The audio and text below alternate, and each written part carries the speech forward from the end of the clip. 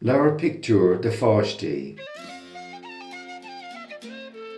Sreath an Bhéirín Bhuí. Dearan Bhéirín Bhuí, tar le fáiste, gus féach ar na pictiúir áile go léir atá agam. Aráiste brá buí chomh millis le sóibh.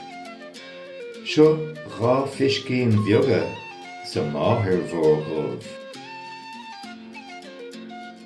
Seo bhrite bhleasta thug mamí do mé, as suagra sa ghardín a bhíam feann lé. Tá tart ar na bábóga is béarthad téadóibh.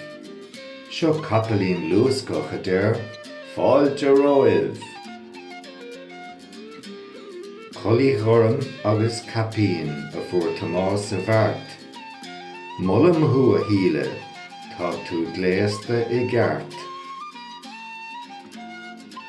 Seo líróid mhórghaite dearg úine agus buí. Cois farraige sa samhra bí na páistí a sprí. Tá leanbh na hí is an gcathair na láthair. Seo an Bhéirín Bhuí a fuair som bháthir.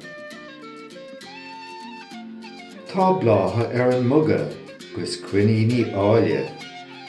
Téim le mamí ar an mus agus íocamse an táille.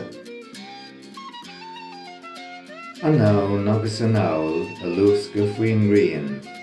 An páiste beag óg ina sheasamh leis féin. Cuiníonn scá fearanna go deas tirim mé. Cuireann mo bhrógaram cé gur deacair do mé. Féach ar na héanaí, thuas ar an grán. Seo é mo gur tháiríonn níl méid ar bithán. Tá na héadramán áile a sárú a chéile, tugtar folcad an leanbh gach maidin rih béile. Tá lá eile caite, tá clog ar an muile, tá tuirse is coile orm fág an sláán a gcuid uile.